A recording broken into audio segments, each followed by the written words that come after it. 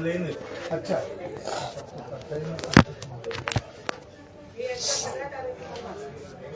भेट व्हायचं काही कारण नाही.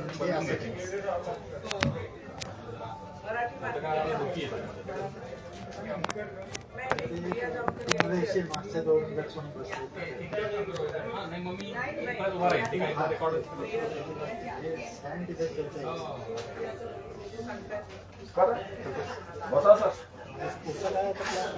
काही नाही आता प्रकाशन ते वाचन वगैरे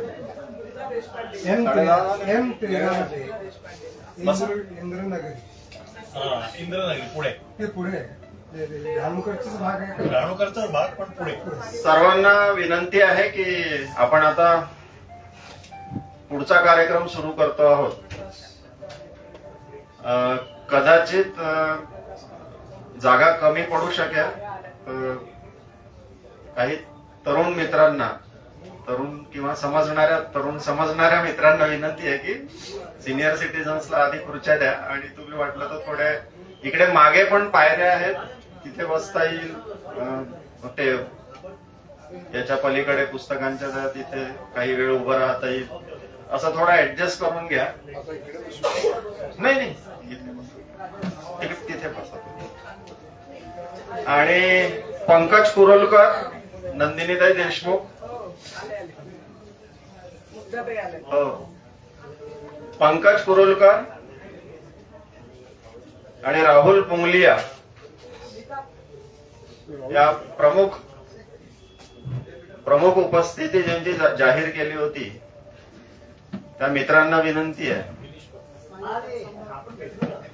राहुल पुंगलिया कुठे? हा, राहुल माझा विद्यार्थी. अच्छा, बसा नंदिनी तिकडे जागा बघ आहे मस्त.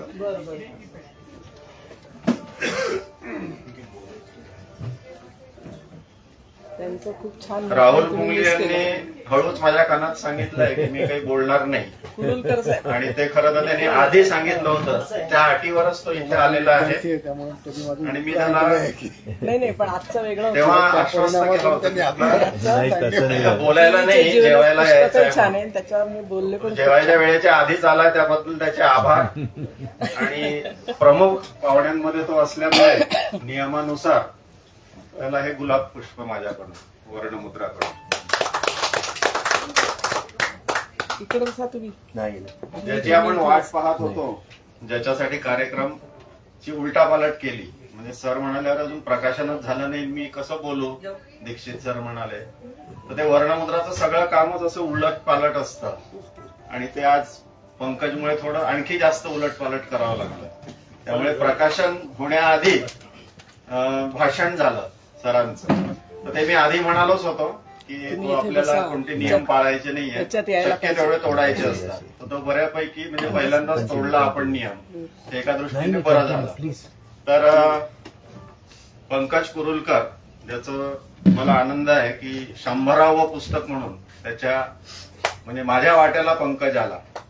त्यात त्यांनी असं लिहिलं आहे, प्रास्ताविकात मी थोडस वाचेल.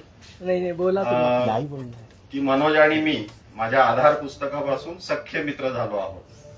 तर त्याला सांगायला मला आनंद आहे की मी झालो तर सख्खाच मित्र होतो एखाद्याचा, नाही तर मग मित्रच होत नाही. तर या माझ्या मित्राला माझ्या वर्णमुद्राच्या 100व्या पुस्तकानिमित्त अभिनंदन आणि स्वागत करतो. वर्णमुद्रा एक फोटो पुरता.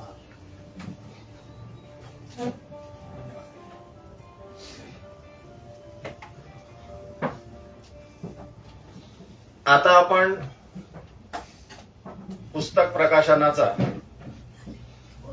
औपचारिक कार्यक्रम, तो वर्णमुद्राच्या प्रथेप्रमाणे ते काही रॅपर वगैरे नसतात, ते कागद फाडायचे आणि मग ती पुस्तकं, अर्थात ते जाहीर करायचंच आहे दीक्षित सरांना की हे प्रकाशन आता आज होते आहे असं, म्हणून आपल्याला टाळ्याही वाजवायच्या आहेत. तर मी त्यांना विनंती करतो की 99व 100रावं आणि 101व हे त्या पेटीमध्ये, लाकडी पेटीत आहे, छोट्या पेटीत वर्णमुद्राच्या. तर पंकज बद्दल मी थोडा आधी सांगितलंच होतं की त्या पुस्तकाचा आकार जर सगळ्या कथा मी स्वीकारल्या असत्या तर याच्या दुप्पट झाला असता. आणि मला प्रश्न पडला की याचीच किंमत जर 650 ठेवावी लागली तर त्याची काय ठेवावी लागली असती आणि मराठी वाचकांची काय अवस्था झाली असती. म्हणून मग त्या कमी केल्या आहेत. अर्थातच त्या कमी केलेल्या कथांचा आणखीन एक संग्रह पुढे निघणारच आहे. तर त्यांनी म्हणजे इथे मी आता फोटो काढण्यासाठी काही प्रती देईल, त्या बॉक्समध्ये सुद्धा त्या मावल्या नाही आहेत पूर्ण त्याच्या, तर त्या 3च प्रती त्याला दिसतील तर त्यांनी वाईट वाटून घेऊ नये की बाकीच्यांच्या 5-5 आणि माझ्याच 3 कशा ठेवल्या हे आधीच त्याला सूचित करून ठेवतो. आणि दीक्षित सरांना विनंती करतो की त्यांच्या हस्ते त्यांनी ते पेटी उघडावी आणि तुम्ही टाळ्या वाजवल्यानंतर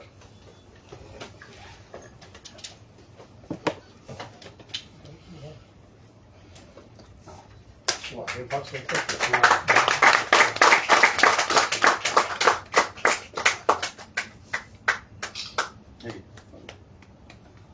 नंदिनी ताई या. काढतो मग. मी काढतो सर.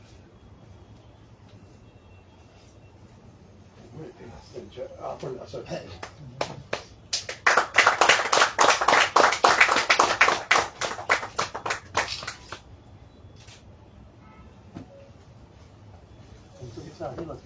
मी नाही. असं करू का? नाही नाही मी सांगतो द्या ठेवून ते.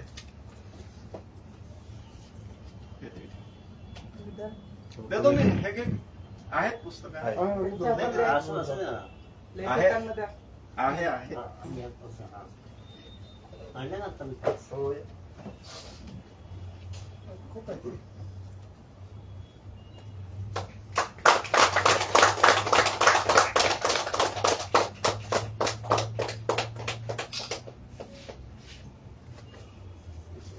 हा द्या ठेवून ताई ते. नाही तिथेच ठेवून नाही नाही ताईंना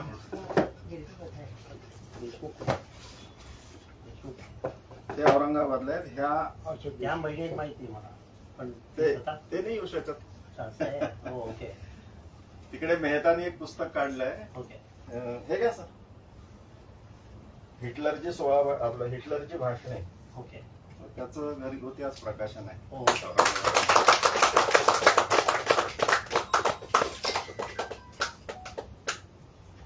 एक त्याची जी औपचारिकता असते ती हो. अनौपचारिक कार्यक्रमात सुद्धा ही औपचारिकता आवश्यक आहे.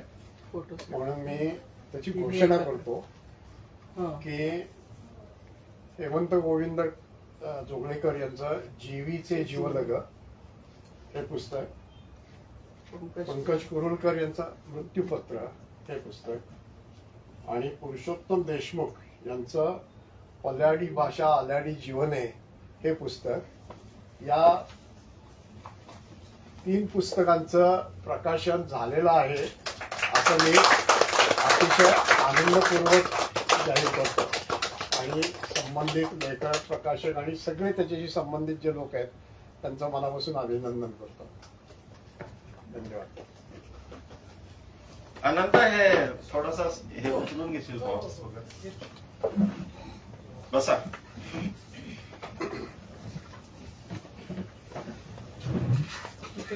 जागा मिळाली आहे तुमची चिराग आहे इकडे जागा. आहे का पुढे समोर जागा आहे.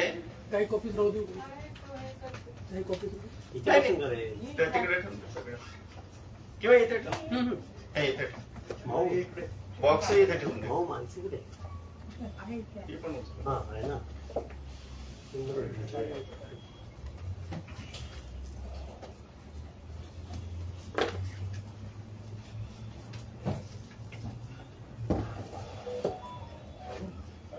पत्रिकेमध्ये जसं कार्यक्रमाचं स्वरूप जाहीर केलं होतं की मुख्यतः पुस्तकातल्या काही भागाचं अभिवाचन. तर आधी मी तुम्हाला सांगितलंच की पंकजच्या कथा जर आता वाचायला सुरुवात केली तर जेवणाच्या वेळेपर्यंत एक कथा संपू शकेल. म्हणून त्याला पर्याय म्हणून आता काय आहे की त्याच्याविषयी पुन्हा असं वेगळं काही सांगण्याची गरज नाहीये पंकज विषयी. सांगण्यासारखं खूप आहे. हा ब्लर्ब मी वाचतो, त्यातून लक्षात येईल. तो अविनाश सप्रे सरांचा ब्लर्ब आहे. समकालीन कथा विश्वामध्ये अनोख्या कथा सर्जनातून पंकज कुरुलकर यांनी स्वतःची अशी स्वतंत्र ओळख आणि नाममुद्रा निर्माण केली आहे. गेली अनेक वर्षे व्रतस्थ निष्ठेने आणि प्रतिभापणाला लावून ते कथा लिहित आहेत.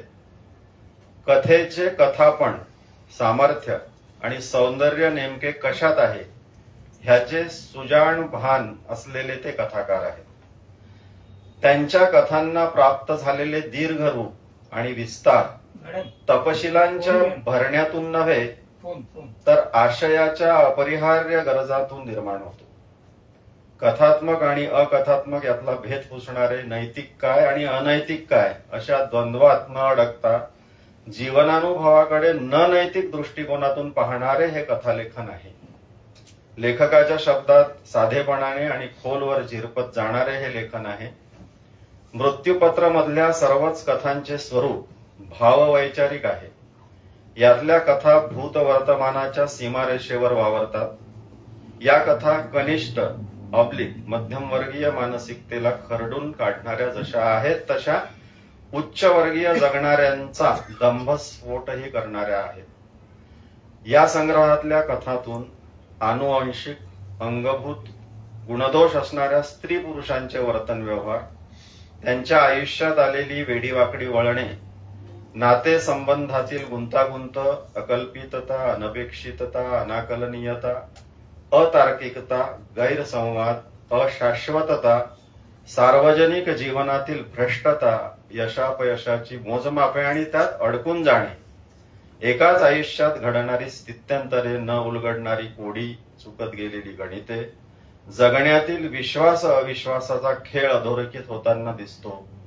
आपल्याला जेवढे आकलन होते त्याच्या पलीकडे बरेच मोठे जग असते असे भान या कथातून व्यक्त होते. माणसं बदलत असतील, स्थळकाळ बदलत असेल, संदर्भ बदलत असतील, पण माणसांच्या वृत्ती प्रवृत्ती त्याच असतात असेही लक्षात येते. या कथातून संभाषितांचा वापर प्राचुर्याने केलेला दिसतो, कारण संभाषणातून व्यक्तींच्या श्रद्धा, लिंगभाव, वर्गभाव, विचारधारा आणि मुख्य म्हणजे स्वतःकडे, इतरांकडे आणि जगाकडे बघण्याची दृष्टी व्यक्त होत असते. अशा अनेक गुणवैशिष्ट्यांमुळे पंकज कुरुलकर यांच्या मृत्यूपत्र मधल्या कथा वाचकांना थेट भिडतात आणि अंतर्मुख करतात. हे सप्रे सरांचा ब्लर्ब आहे. हा मला वाटतं पंकज बद्दल माहिती म्हणजे पंकज काय कथाकार म्हणून हा पुरेसा आहे. आता कथाकार व्यतिरिक्त तो काय आहे ते शेवटच्या पानावर दिलेलं आहे, ते तुम्ही नंतर वाचून घ्याल. पण पंकजची माझी मैत्री होण्याचं कारण काय, तर जे अपडाऊन्स त्यांनी आयुष्यात अनुभवले ते थक्क करून सोडणारे आहेत. आणि आज जो तो पुन्हा उभा राहिलाय म्हणजे आता त्याला कदाचित आवडणार नाही हा खाजगी हे सांगणं, पण जसा म्हणजे एखाद्याला किडा डसतो म्हणतात ना, जसं मला प्रकाशकार होण्याचा डसला होता. मी नोकरी 5-5.5 वर्ष आधी सोडली आणि इकडे वळलो. तर ते त्याविषयी बोलण्यासारखं बरंच आहे. तर त्याला सुद्धा असंच म्हणजे व्यवसायाने इलेक्ट्रॉनिक्स इंजिनियर, 31 वर्ष आयटी इंडस्ट्रीत कार्यरत, त्यापैकी 25 वर्ष स्वतःचा व्यवसाय, देशभरात 7 शहरात आणि अमेरिका, कुवेत, सिंगापूर येथे कार्यालय. प्रकृती असं असल्यामुळे व्यवसाय 2000 साली सोडावा लागला आणि व्यवसायात अनेक पुरस्कार मिळाले वगैरे वगैरे. हे सगळं करत असताना म्हणजे आयटी इंडस्ट्रीतल्या हार्डवेअरशी तो संबंधित होता. तेव्हा तुम्हाला माहिती म्हणून सांगतो की बिल गेट्सला 5 वेळा भेटलेली ही व्यक्ती आहे प्रत्यक्ष.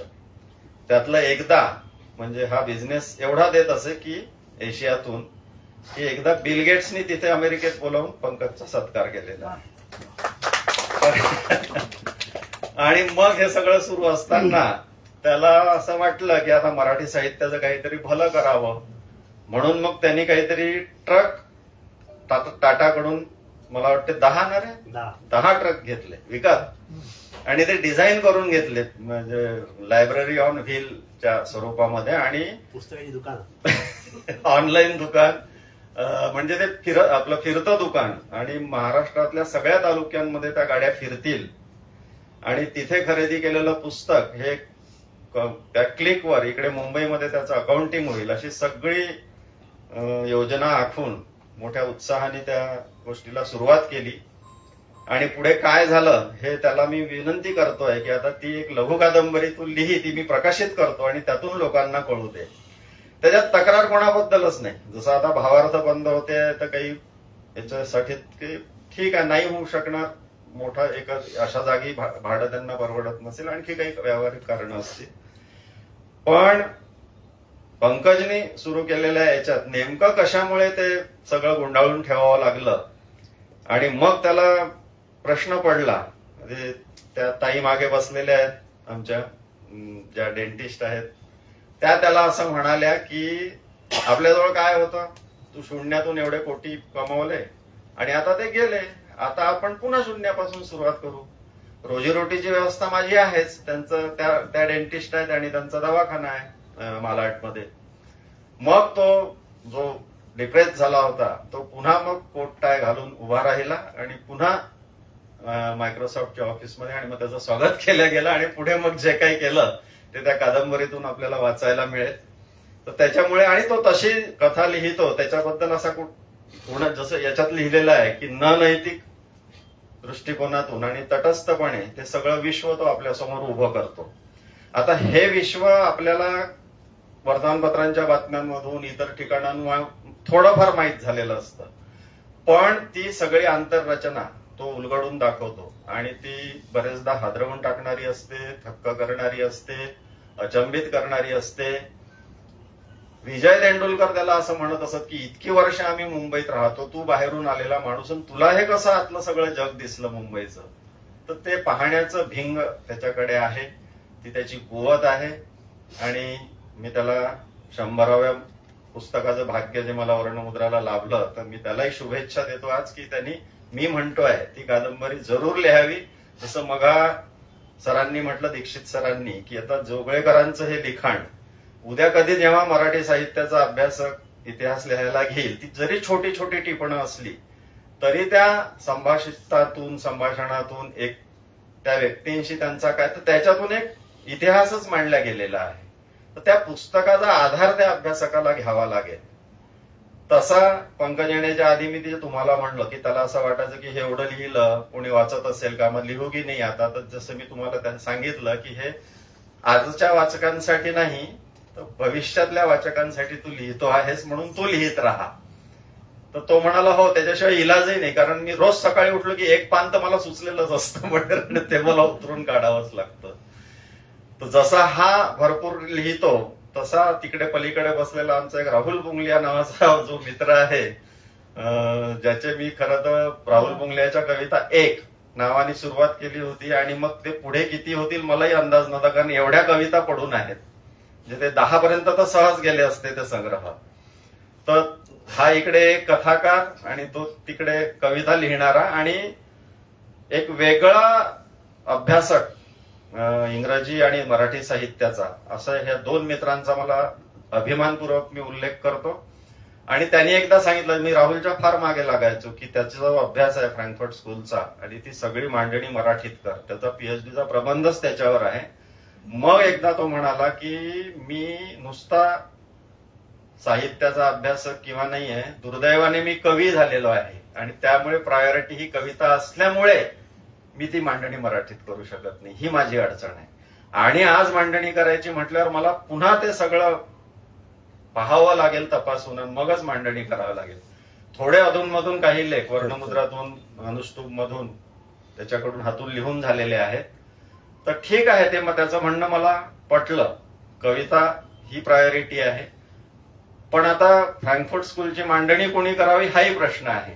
ज्यांच्याकडून ती केली जाते ती एवढ्या क्लिष्ट भाषेत आहे की त्यापेक्षा म्हणजे त्या मराठीपेक्षा ती इंग्रजी परवडली त्यातून तरी थोडंफार समजेल असं वाटतं म्हणून मी त्याच्या मागे लागलो होतो की जे तो बोलतो माझ्याशी आणि त्यातून मला जे कळतं ती त्यांनी मांडणी मराठीत करून दाखवावी. आणि इथे मी जाहीर आवाहनही करतो, जर कोणी उत्तम अनुवादक असेल तर त्याच्या पीएचडीच्या प्रबंधाचा सरळ सरळ मराठी अनुवाद केला तरी ते मोठं काम होईल.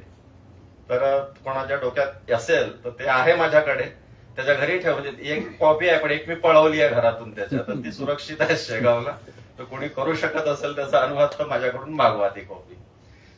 पंकजला मी विनंती करतो की जी त्याची साधारण 20 मिनिटाची ती कथा आहे, 20 मिनिटानंतर पुन्हा वाटलं तर एक छोटासा ब्रेक घेऊ. 11:15 वाजत आले आहे. काही लोक नवीन आले असतील त्यांना पुन्हा एकदा विनंती आहे की वर्णमुद्राचं 100व्या पुस्तकाच्या निमित्ताने छोटी पार्टी जी आपली आहे म्हणजे शाकाहारी, शुद्ध शाकाहारी पार्टी, आणि वेळही म्हणजे ही 4 ते 6ची जी वेळ असते ना त्यावेळी आम्हाला ते जे मी म्हणालो सरांना थोडा प्रॉब्लेम होता की हाकेच्या अंतरावरच्या तिथे जायचं म्हणजे काही प्लॅनिंग नसेल मग वेळेवर गडबड होईल, हे आम्ही नेहमीच करतो. आणि मागच्या वेळी आम्हाला असा अनुभव आला की ते बाजूला गोखलेचं तिकडे होतं, तिथे सांगून ठेवलं आणि वेळ भलतीच होती 4 ते 6ची. 6ला कार्यक्रम संपल्यावर काही मित्र गायब झाले, म्हणजे त्यांना तो मध्ये 1 तासाचा वेळ हवा असतो. मग आम्ही तिथे वाट पाहत बसलो. मग 7ला त्यांचे असे फोन आले की आता आम्ही काही तिकडे येत नाही, तुमचं आटोपलं असेल तर तू इकडे ये. आणि मग तिथलं सगळं ते 25 जण होते तर आम्ही 10-12 जेवलो. असे प्रॉब्लेम येऊ नये म्हणून त्या पत्रिकेत ते लिहिलं होतं की हाकेच्या अंतरावर कुठेतरी जाऊ. तर या बाजूच्या गल्लीतच ते शाकम नावाचं रेस्टॉरंट आहे, तिथे आपल्याला त्यांच्या गार्डन मध्ये त्यांनी व्यवस्था केलेली आहे. तर तिथे 12 वाजता सगळ्यांना यायचं आहे. मी सगळ्यांना विनंती करतोय की तिथे येऊन मग तुम्ही जेवण करूनच घरी जा म्हणून. पंकजला विनंती करतो की त्याने ती कथा वाचावी.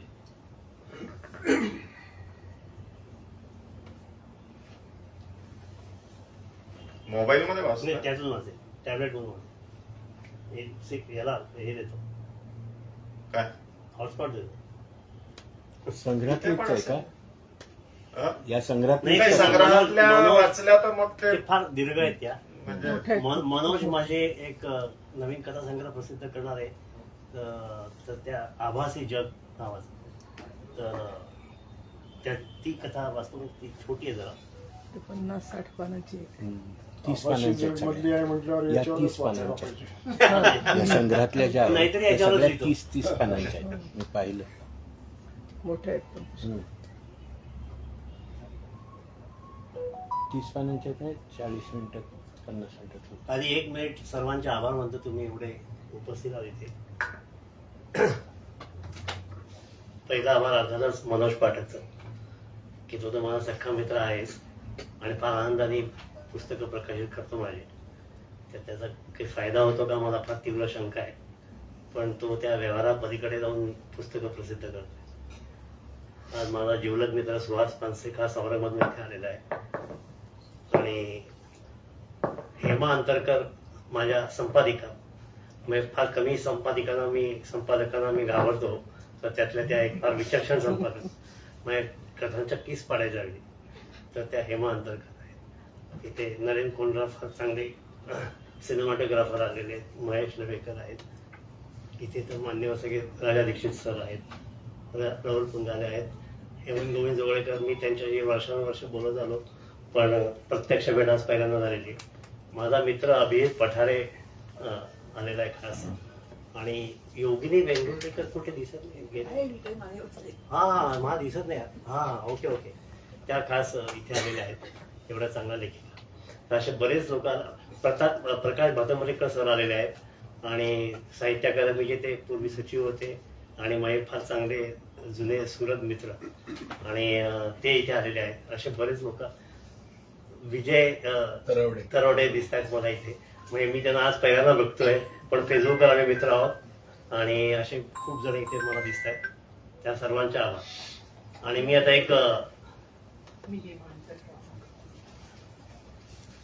मी माझी कथा वाचायला सुरुवात करतो. कथेचं नाव आहे आभासी जग. असा आवाज जाईल पूर्ण जातो तू काढून एक साधा 21 मिनिटाची आहे. जातो. माय स्वीट हार्ट, नवीन असाइनमेंट आली, करायची ना लगेच. अमितने झाराला विचारले. करू की? मी थोडीच तुमच्यासारखी कधी थकते. नाही तर तुम्ही 10 तास काम केले नाही तर लगेच मेंटल फटीग येतो, शरीर थकते, मग घरी जायचे, ड्रायव्हिंग करायचे, उशिरा आला म्हणून बायकोच्या शिव्या खायच्या. मी बघ त्या लॅपटॉपमध्ये शांत बसलेली होती, न थकता 24 तास काम करण्याची तयारी असते. तूच मला अंडर युटिलाइज करतोस. झाला डोळे मिस्करात म्हणाले. मी जिवंत माणूस आहे, मला नैसर्गिक मर्यादा आहे, हे कधी विसरू नकोस. आणि तुला शेवटी मी निर्माण केले आहे. मी कुठे विसरता येते, पण तुझ्या गरजेपोटी तू मला निर्माण केलेस ना. चांगले पैसे कमवतो आहेस तू माझ्या जीवावर, आणि तुला निर्माण करताना मी घातलेला वेळ, श्रम, पैसा याचे मोल काय? अरे पण कमावतो आहेस ना, मी थोडीच मरणार आहे. तुमच्यासारखे मला मरण नाही. अमरत्वाचा पट्टा घेऊन मी जन्मले आहे ना. ती हसत म्हणाली, तू जास्तच हुशार झाली आहेस. टाक अजून माझ्या दुनियाभरचा डेटा, मग मी आणखी हुशार होईल. करणारच आहे तेच माझे काम आहे. तू नुसती सुंदर नाही आहेस, तर अतिशय हुशार आहेस. माझ्या स्वप्नातली राणी आहेस. अशा प्रत्यक्षातही कधी मुली नसतात. सौंदर्य आणि बुद्धी एकत्र नांदत नाही असे म्हणतात, पण तू त्याला अपवाद आहेस. म्हणून इन्स्टावर तू इन्फ्लुएन्सर बनली आहेस आणि आता माझ्या नोटांचं मशीन बनणार आहेस, असं म्हणत तो मोठ्याने हसला. आणि मला या लॅपटॉपमध्ये कैदेत ठेव आणि माझ्या जीवाची मुंबई कर. एक दिवस मला या लॅपटॉपमधून सोडव आणि मलाही मजा करू दे. तसे केले तर मी कसे जगायचे? नॉट पॉसिबल माय डिअर झारा.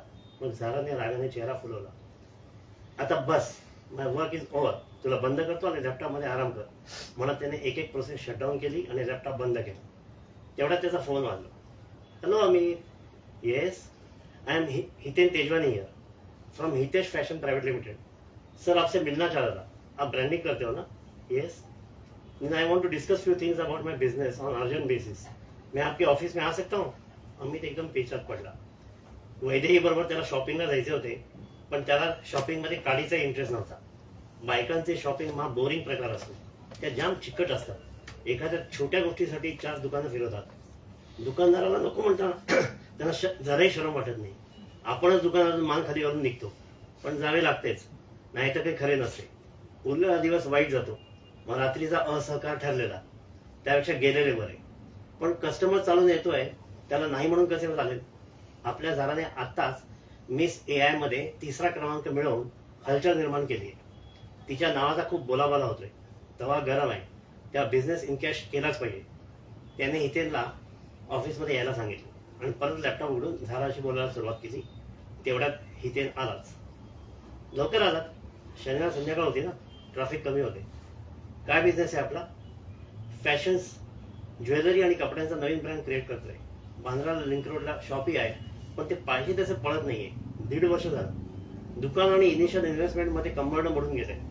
ब्रँडिंगसाठी फार पैसे नाही आहेत, पण करायचे आहे. त्याला पर्यायच नाही. त्यासाठी social media, Instagram is best. कोणीतरी तुमचं नाव सजेस्ट केलं म्हणून धावत पळत आलो. तुम्हाला घाई तर नाही आहे ना? आता त्याला काय सांगायचंय? वैदेला मेसेज तर करून टाकला होता. तिने तिचे उत्तर बघण्याची तसदी घेतली नव्हती, नाहीतर संवाद किंवा विसंवाद वाढत गेला असता. आम्हाला कपडे आणि ज्वेलरी दोन्हीसाठी अशी इन्फ्लुएन्सर हवी आहे की जी स्वस्ती हवी आणि आमचा ब्रँड आकर्षकपणे लोकांसमोर ठेवून त्यांचे दिल जिंकून घेईल. थोडक्यात तुम्हाला आखूड शिंगी, दिवसाला 32 लिटर दूध देणारी पण कमीत कमी चारा खाणारी गाय हवी आहे. तर दोघेही हसले. मग अमितने लॅपटॉपवर त्याला झाराचे फोटो दाखवायला सुरुवात केली. ही माझी मॉडेल कम इन्फ्लुएन्सर. तो त्याला तिचे साडीतले आणि वेगवेगळ्या ड्रेसेसमध्ये फोटो दाखवू लागले. ब्युटिफुल. तिने आताच कुठल्याशा मिस स्पर्धेत 3रा क्रमांक मिळवला ना? हो. कुठे झाली ती स्पर्धा? मी ते लॅपटॉपवरच झाली. तो शांतपणे म्हणाला. म्हणजे? मला समजले नाही. ते नंतर सांगतो. तुम्ही त्या स्पर्धेचा 15 मिनिटाचा व्हिडिओ बघा. म्हणजे मूळ व्हिडिओ खूप मोठा आहे, पण प्रेझेंटेशनसाठी मी तो छोटा केला आहे. बघू. इथे मोठ्या उत्सुकतेने तो व्हिडिओ बघू लागला. त्या झाराचे स्विमसूटमधील शूटिंग होते. ते बघून इथे वेडा झाला. She is no less than any actress. तिने फिल्ममध्ये काम केलंय किंवा तिला आता भरपूर ऑफर येत असतील. मला तिला फिल्ममध्ये पाठवायचं नाही. अमित कशा उर्मटपणे बोलला. हितेनला तिचे आश्चर्य वाटले. म्हणजे तुम्ही तिचे करिअर गव्हर्न करता? अर्थात मी तिचा बाप आहे. हितेन त्याकडे आश्चर्याने बघू लागला. तुमची मुलगी आहे ती? तुमचे वय तर तेवढे वाटत नाही. You must be around 35. हो, मग काय झालं? मला प्रोग्रामिंग, IT, AI मध्ये पहिल्यापासून इंटरेस्ट होता. फार्मामध्ये मी 2 वर्षापूर्वी स्टार्टअप सुरू केलं. स्टार्टअप ही आत्ताची भाषा होती. उगीच फॅशनेबल शब्द वापरायचा. म्हणजे बिझनेसच.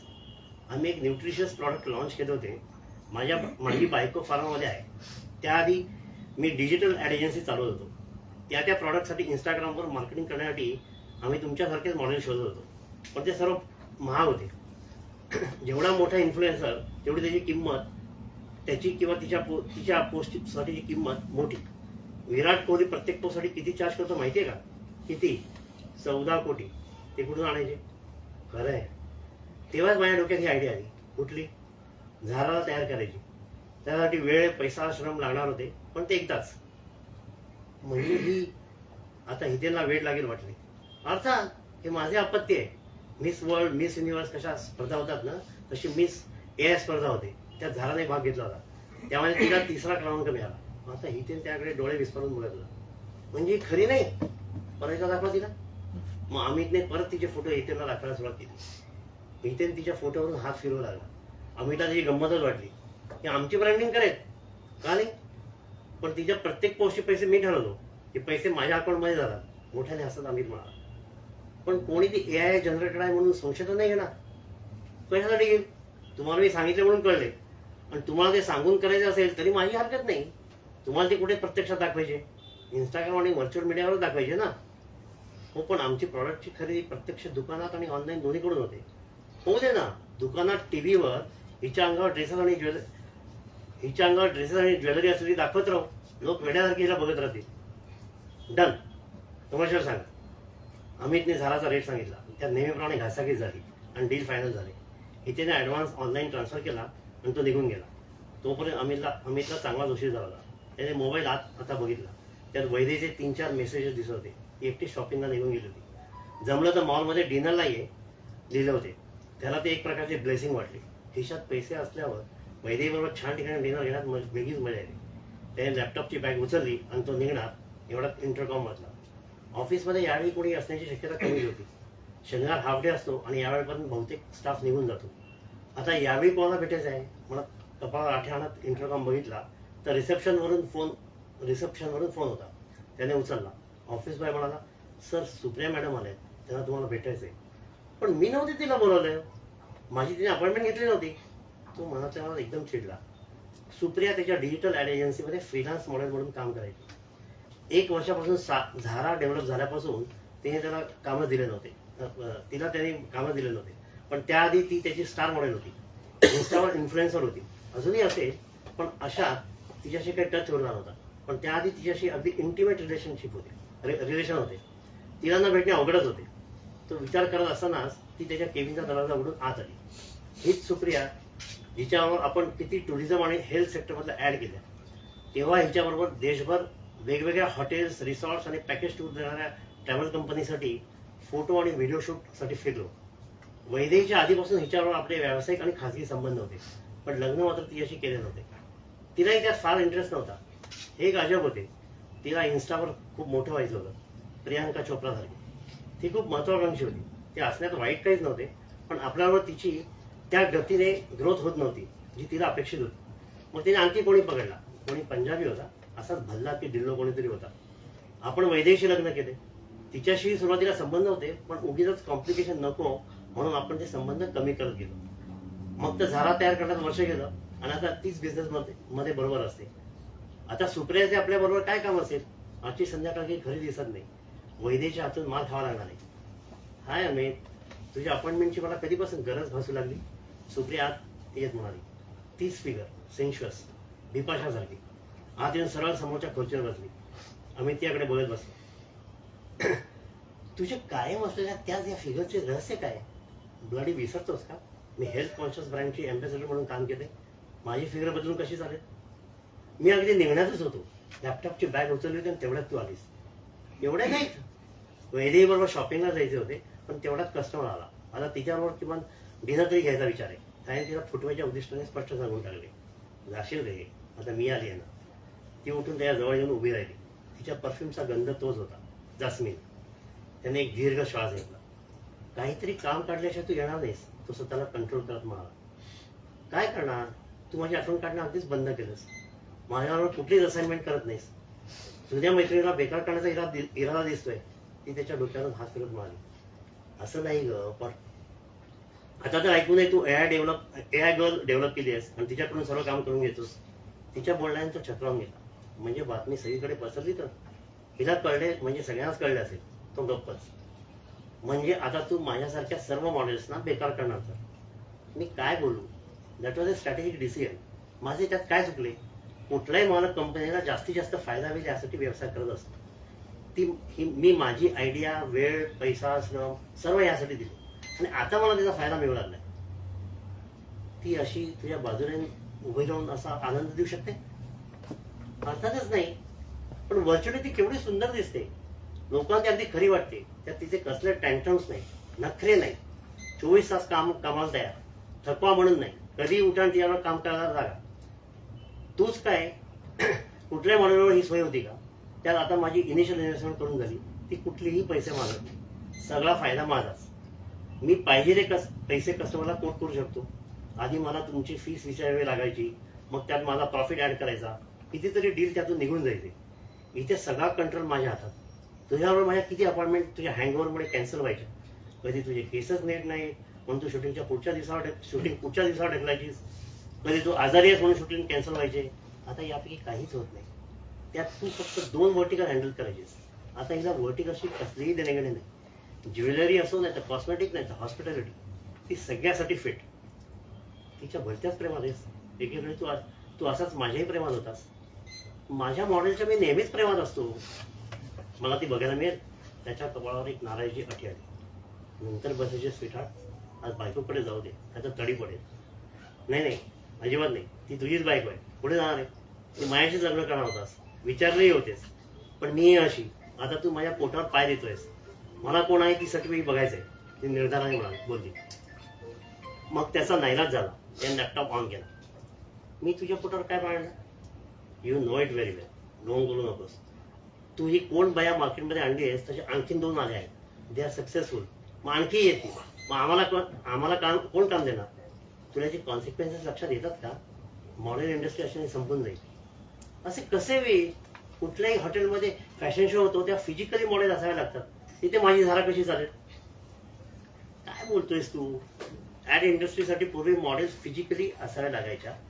टीव्ही, प्रिंट, डिजिटल कुठल्याही मीडियासाठी आता मॉडेल हव्यातच कशाला, असे परवा एक जण म्हणत होता. आणि त्यात चूक काय? फॅशन शो ही ऍड इंडस्ट्रीचा एक छोटा भाग आहे, हे तुला समजत नाही का? तो मग गप्प बसला. त्याने झाडाला समोर आणले. तर ही तुझी आहे नवीन स्वीटहार्ट. तो काहीच्या उपहासाने आणि कुत्सितपणे ती बोलली. त्याच्या तो भाव लक्षात आला. तुझे वय काय? त्याने मुद्दाम विचारले. You know it. अजून किती वर्ष तू इन्फ्लुएन्सर म्हणून काम करशील? मानवी जीवनाला एजिंगचा शाप आहे.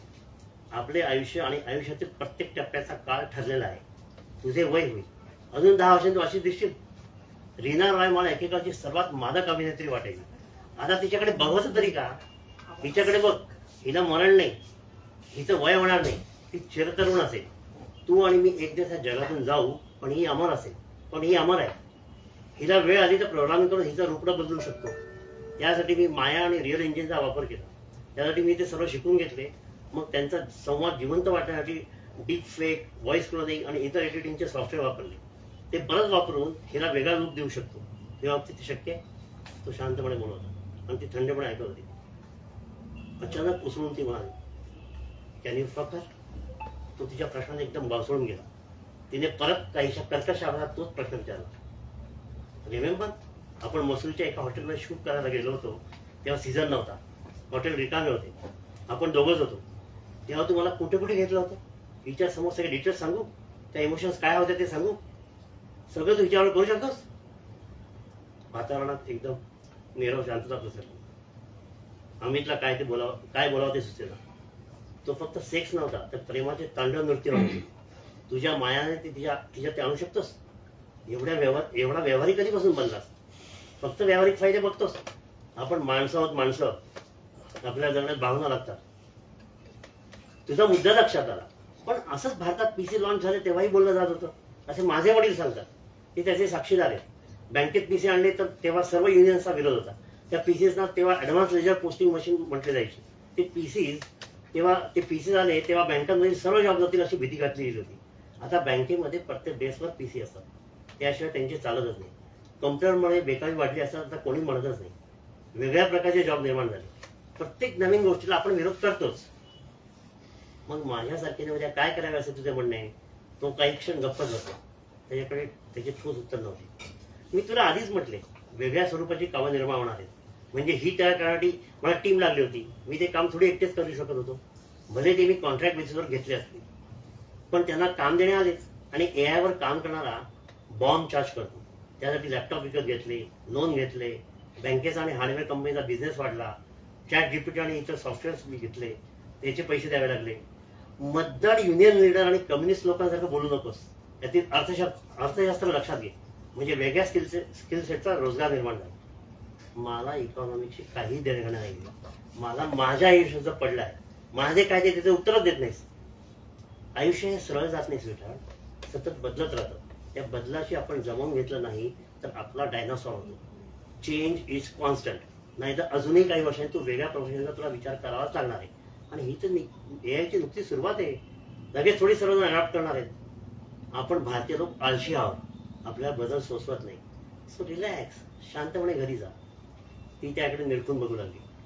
तू म्हणतोयस ते खरं आहे. नव्याची नवलाई असते. तुझी झारा एक दिवस डिजिटल टॉय नाही तर कार्टून फिल्ममधील कॅरेक्टर बनून राहील. As bet on it. ती रागाने बोलली.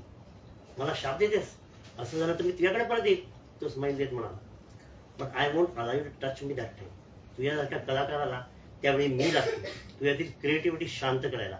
Good bye. म्हणून ती उठली आणि भराभर केविन म्हणून बाहेर निघून गेली. आम्ही तिच्याकडे बघतच बसलो.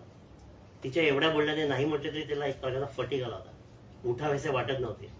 तरी लॅपटॉप समोर ओढून त्याने बंद करायला घेतला. तेवढा झारा द्यायशी बोलली. मला तुझ्याशी काही बोलायचं आहे. तो एकदम चमकला. आता तुला काय बोलायचंय बाई? झारा नाही. झारा त्याने तिन्ही भाषा मराठी, हिंदी, इंग्लिश फीड केला होता. तिन्ही भाषा ती चांगली बोलायची, पण मराठी फक्त त्याच्याशीच बोलायची. तू ऐकलेस ना? मला मला मला वैद्यकडे जायचंय, नाही तर बांबू पडेल. तू तिच्याशी किती लॉयल आहे मला कळलंय. हे फक्त तुझ्या मायातच ठेव. चुकून कोणासमोर बोलू नकोस, विशेषतः वैद्यही समोर. तिच्या फार्मा स्टार्टअपसाठी तू मला तयार केलंस आणि ती कितीतरी वेळा एकटी माझ्याबरोबर असते जसा तू असतोस. तू हुशार आहेस तिच्यासाठी म्हणून मला तयार केलंस आणि आता मला तिच्यापेक्षा जास्त वापरतोस. त्यात चूक काय? तुला तयार करता तुला तुझा मल्टीपर्पज उपयोग करायचा हे ठरवले होते आणि तुझी डेव्हलपमेंट कॉस्ट आम्हाला परवडलीच नसती. तुला इंडियन कल्चर फीड करण्यात केवढा खर्च आणि वेळ गेला माहिती? पाश्चिमात्य संस्कृतीत एक बरं आहे, त्यात बायकांची फारशी व्हरायटी नाही. ड्रेस म्हणजे फ्रॉक मिळी नाही तर स्कर्ट मिळी. इथे भारतात बघ साडी नेसण्याचे किती प्रकार आहेत. विविध ड्रेसेस बघ. प्रत्येक प्रांतात वेगवेगळे ड्रेसेस, त्यांच्या वेशभूषा, दागिने, आभूषणं, सगळे घालण्याच्या आणि दिसण्याच्या पद्धती.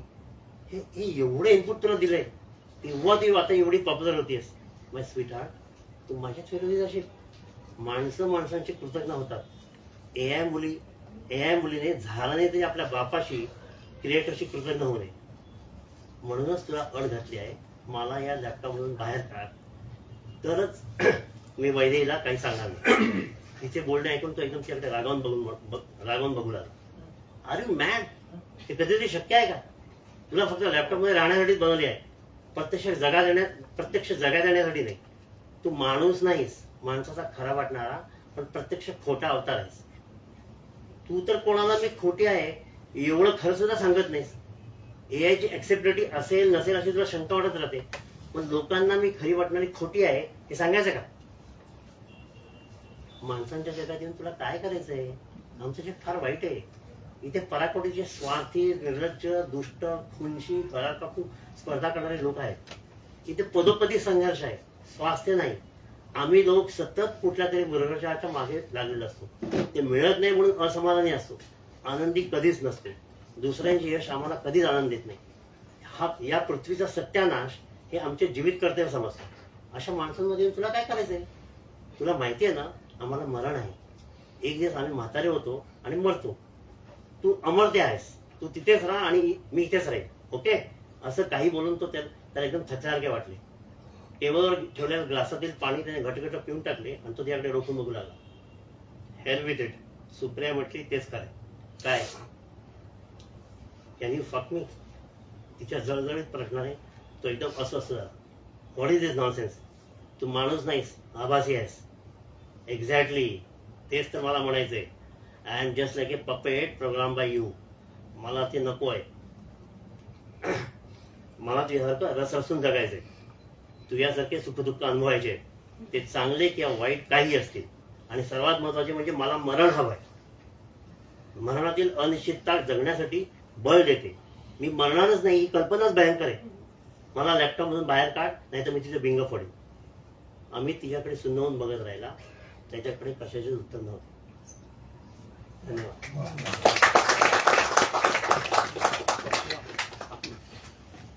एक अशी अपेक्षा केली जाते की लेखकाने समकालीन असलं पाहिजे. आणि म्हणजे अर्थात त्याला जीएनचं उत्तर वेगळं आहे की लेखकाने समकालीन जरूर असावे, फक्त आपला समकाल कोणता हे ठरवण्याचे स्वातंत्र्य त्याला असावे. पण पंकजनी समकाल हा जो म्हणजे नागपूरला एकदा बोलताना तो म्हणाला होता की मला फक्त थोडा क्लिक मिळाला तर माझा सेटअप तयार आहे. कॉर्पोरेट जे मी जग पाहिलेलं आहे आणि आता हे आज जशी एआयची, तर अलीकडे युवल नोआ हरारी सगळ्यांनी ते एआय बद्दल तो जे काही बोलतोय की पुढे काय भयावह शक्यता आहेत, हे जे मी करत असतो, लोकांना बोलावतो, त्यांनी एकमेकांशी बोललं पाहिजे. लवेकर सरांशी कालच बोललो की हे कशासाठी करायचं असतं, तर ते 21 लेसन्स फॉर 21st सेंचुरी मध्ये एक कलम हेही आहे की व्हर्च्युअल याच्यातून बाहेर पडून तुमचा एकमेकांशी डायलॉग झाला म्हणजे एआय तुम्हाला भरपूर आज आता या कथेतून जे आपण अनुभवलं, परंतु प्रत्यक्ष भेटल्या बोलल्यावर जे मिळेल ते एआय काही कधीच तुम्हाला देऊ शकणार नाही. लवेकर म्हणाले, हिरेमठ हेच म्हणाले आहे की तुम्ही सोशल हे जर ठेवला नाही तर तुमच्या त्या हार्ट डिसीजच्या शक्यता वाढतात. तर हा सगळा गोतावळा जमा करण्याचा उद्देशही माझा त्याच्या मागे हाच असतो. तर पंकजने चांगली जी आता पुढच्या संग्रहात समाविष्ट होणार आहे त्या कथेचं अभिवाचन केलं आणि मगा त्याला बोलताना त्याला मित्रच अर्थात त्यांनी जाहीर केलंच आहे आणि त्या पुस्तकातही जाहीर केलं आहे की म्हणून माझा सख्खा मित्र आणि त्याला काळजी वाटत राहते याचं कसं होईल. तर ते फेसबुकवर वगैरे बरंचसं सांगून झालेलं आहे की माझं काम पुस्तक काढणे हे आहे, विकणे हे माझं काम नाही. ते वेगळे लोक असतात, हे लोक असतात, ते यांनी ते केलं पाहिजे. आता ते नीट करत नसतील तर त्याला माझा नाईलाज आहे. जसं कोणी वाचेल न वाचेल पण मी लिहिणार, तसं कोणी विकेल न विकेल मी पुस्तकं काढणार. सुदैवाने काय झालं की जेव्हा सुरुवात झाली 2019 मध्ये तेव्हा याची मला कल्पना नव्हती, प्रिंट ऑन डिमांड वगैरे. तर ते फार गठ्ठेच्या गठ्ठे छापल्या गेले, म्हणजे 300-300 प्रती होत्या, पण त्याही काही गेल्या नाही. मग त्याचे गठ्ठे असे घरात साचत गेले. गेल्या 40 वर्षातली माझी पुस्तकं तर घरातून मलाच बाहेर काढण्याची वेळ आली होती की एक तर पुस्तकं बाहेर काढा, नाही तर मग तुम्ही बाहेर पडा. तर मला एक गमतीची गोष्ट आठवली, ती शेअर करतो आणि मग नंदिनीताई त्या सरांच्या पुस्तकातलं एक छोटं टिपण, अगदी वेळेत आपला कार्यक्रम संपणार आहे. तर अमेय प्रकाशन सुरू झालं होतं नागपूरमधून पिंपळापुरेंचं. सगळे तेव्हा उत्साहाने श्रीपाद मुंजे, ग्रेस हे सगळे त्याच्यामध्ये सहभागी होते. आणि अर्थातच ते म्हणजे कोसला नंतरच बिढार घेण्यासाठी ग्रेस स्वतः औरंगाबादला आले होते नेमाड्यांकडे. तर पॉप्युलरचं आपल्याला बिढार वाटतं, पण बिढारची पहिली आवृत्ती जी आहे ना ती अमेयाची आहे. आणि राजपुत्र आणि डार्लिंग ग्रेसचा कविता संग्रह अर्थातच ते लवकर त्यांना गाशा गुंडाळावा लागला. आणि तेव्हा आता तर ठीक आहे की मी 50ही काढू शकतो आणि 500ही काढू शकतो, पण तेव्हा 1100ची वगैरे आवृत्ती असायची. मग साहजिक ते तिथेही गठ्ठे जमा झाले. आणि हे असंच जसं आता भावार्थ बंद होते तर त्यांना तर आम्ही कारभार गुंडाळण्याची वेळ आली, पण ते हुशार निघाले पिंपळापुरे. त्यांना लक्षात आलं की या कागदाचा फक्त रद्दीत विकण्याव्यतिरिक्तही काही उपयोग आपण करू शकतो. आणि त्यांनी पल्पचा कारखाना काढला कागदाचा लगदा करण्यात. मला दहागेसरांशी बोलताना मी म्हणालो हे खरं पल्प फिक्शन जे त्यांना सुचलं.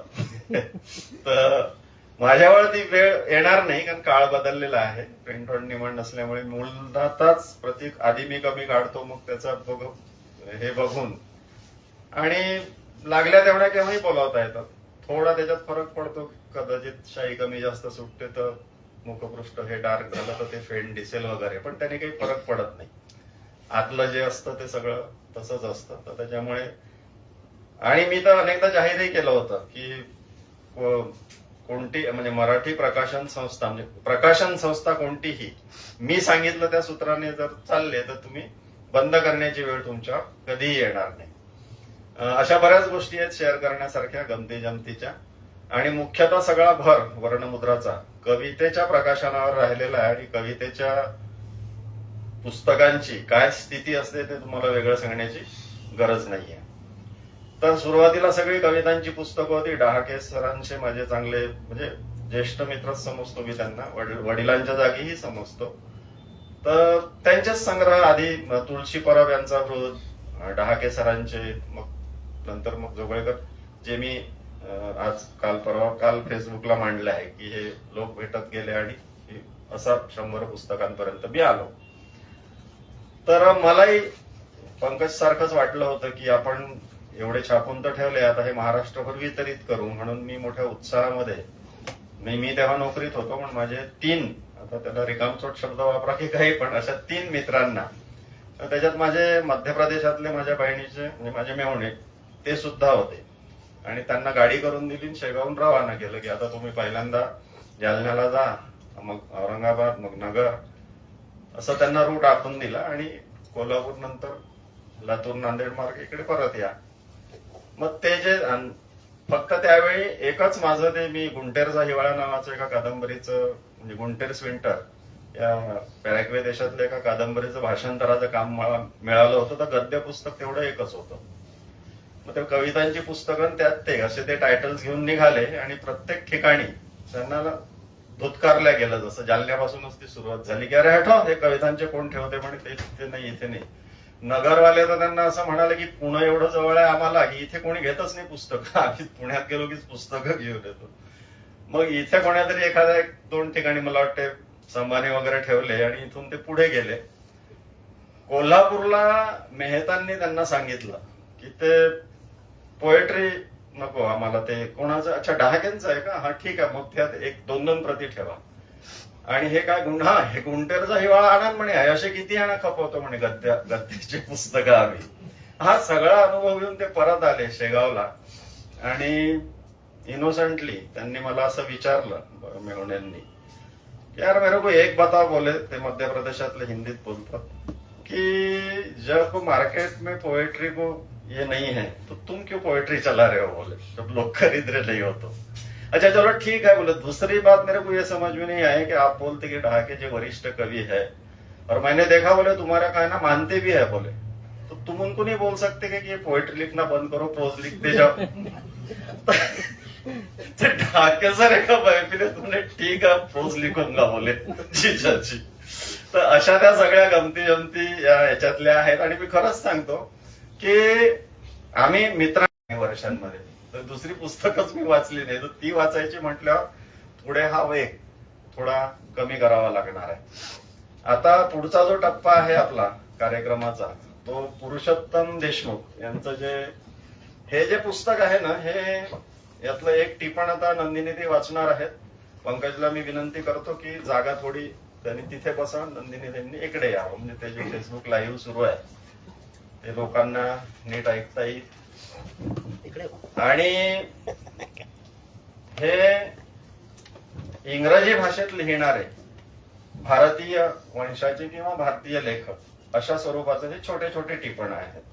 मगा दीक्षित सरांनी जे सांगितलं की जसा हा एक दस्तावेज आहे यांच्या लिखाणाचा, जोगळेकरांच्या, की अभ्यासकाला ते रेफर करावं लागेल, असं छोटं जरी असलं तरी ते पुस्तक आहे. तर हे केवळ गुगलमध्ये ही माहिती आपल्याला भेटत नाही जी याच्यात आहे, कारण इंग्रजीच्या अनेक वर्ष व्यासंग असलेल्या प्राध्यापकी केलेल्या अभ्यासकांनी ज्यांचं पद्मगंधाने काढलेलं हे, म्हणजे मगा आपण अनुवादावर बोललो की अनुवाद होऊ शकत नाहीत कवितांचे, पण नाही तर हा वेस्टलँड आणि हे 4 क्वार्टेट्स TS इलेट हे पद्मगंधाचं पुस्तक पुरुषोत्तम देशमुखांचं अनुवाद यांनी केला नसता तर माझ्यासारख्यांना तो इलियट नीट कळला नसता. तर जरी तो परिपूर्ण अनुवाद नसेल तरी अशा प्रकारचे प्रयत्न निश्चित झाले पाहिजेत.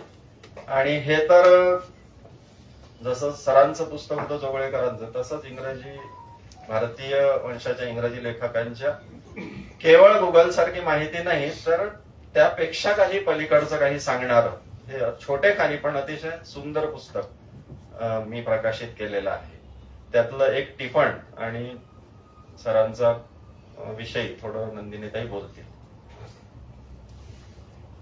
आत्ताच मनोज पाठक म्हणाले तसं वर्णमुद्रा प्रकाशनाने 100 गाठली आहे आणि 101वं पुस्तक हे माझे ज्येष्ठ बंधू पुरुषोत्तम देशमुख यांचं आहे.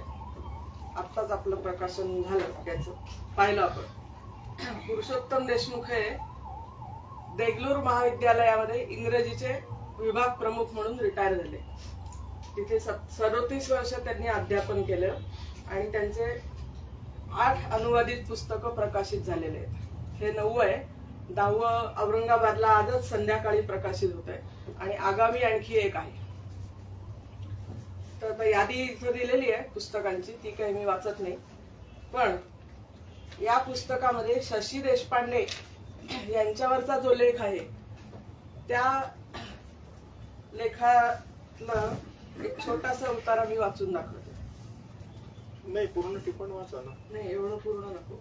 बरं. मला त्यातलं अच्छा, सार जेवढं काढलं. ठीक ठीक. ओके.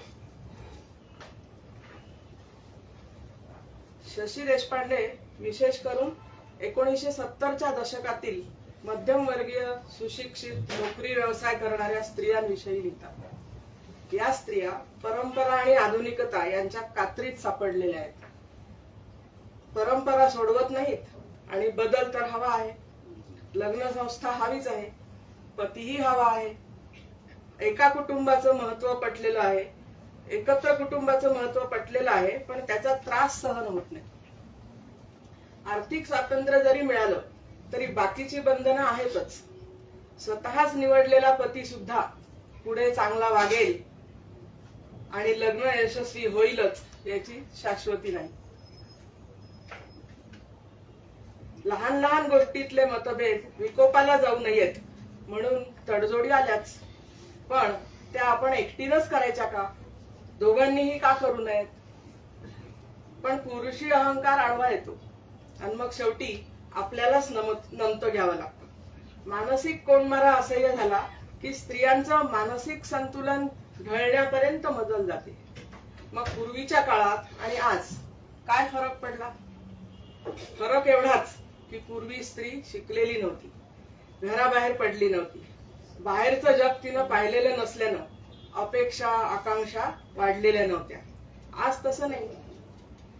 तिला शिक्षण मिळालेलं आहे, तिच्या इच्छा अपेक्षा वाढलेल्या आहेत, स्वतःची ओळख निर्माण करायची आहे, पण आपली मानसिकताच बदललेली नाही. बंड करावं असं वाटतं ते सुरूही करतो आपण आणि शेवटी माघारही आपणच घेतो. बंड संघर्ष ताणून धरण्याची शक्तीच आपल्यात निर्माण झालेली नाही हे तिला जाणवतं. अपवाद म्हणून एखादी स्त्री शेवटपर्यंत लढते, पण अखेरीस पराभव पत्करावाच लागतो. गेल्या काही वर्षात परिस्थिती बरीच बदलली आहे. समाजाचा स्त्रीकडे पाहण्याचा दृष्टिकोनही बदलला आहे. कायद्याचंही संरक्षण तिला मिळालंय, पण तरी म्हणावं तसं स्वातंत्र्य आणि समानता तिला मिळाली आहे असं म्हणता येणार नाही. स्वातंत्र्य आणि स्वावलंबन विषयक अपेक्षाही मर्यादित आहेत. अजूनही तिला पतीचा, कुटुंबाचा आधार, संरक्षण, प्रेम आवश्यक वाटतं. विवाह न करता किंवा पतीला, कुटुंबाला सोडून क्वचितच एखादी स्त्री स्वतःच्या पायावर उभी असलेली दिसते. तिच्याकडे समाज स्वच्छ नजरेनं पाहतोच असं नाही. त्यामुळे बंड करू पाहणारी स्त्री ऐनवेळी माघार घेऊन सर्वांगीण विचार करून जुळवून घेण्याचा प्रयत्न करते. मग कोणी याला शरणागती म्हटलं तरी तिची हरकत नसते.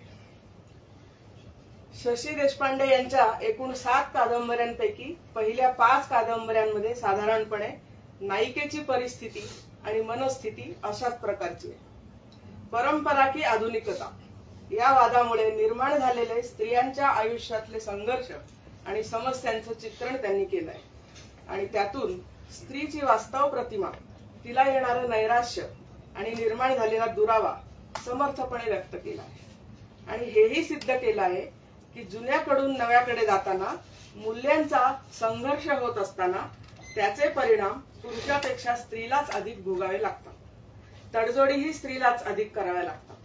त्यांची नायिका थोडीफार बंडखोरी करू पाहणारी आहे, पण दुराग्रही नाही, शोषिक आहे, पण स्वतःचं मन मारून कुटुंबाचा तोल सावरू पाहणारी आहे.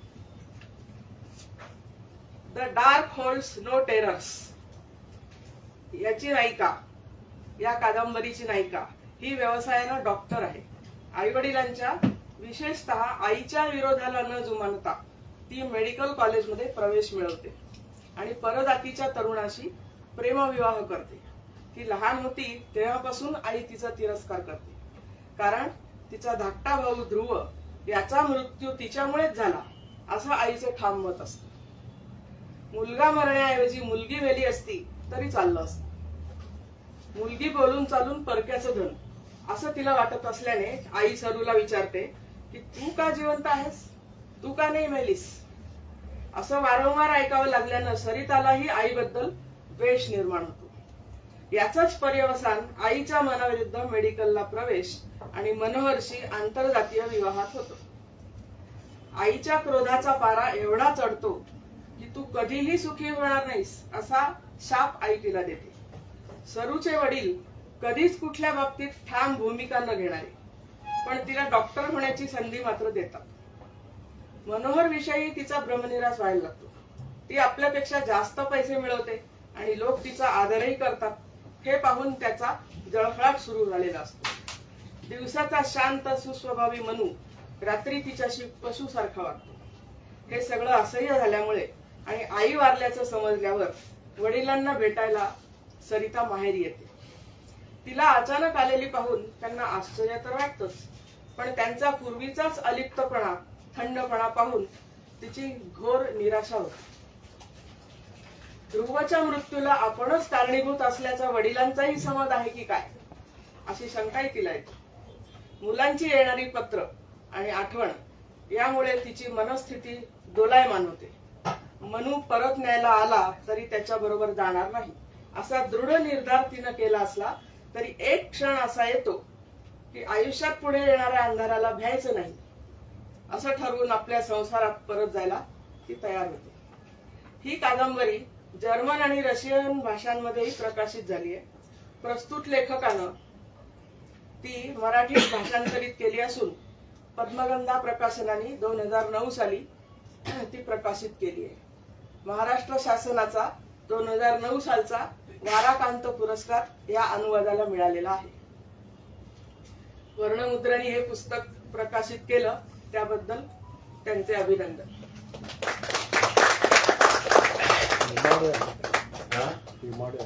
हो, दिसलंय मला ते.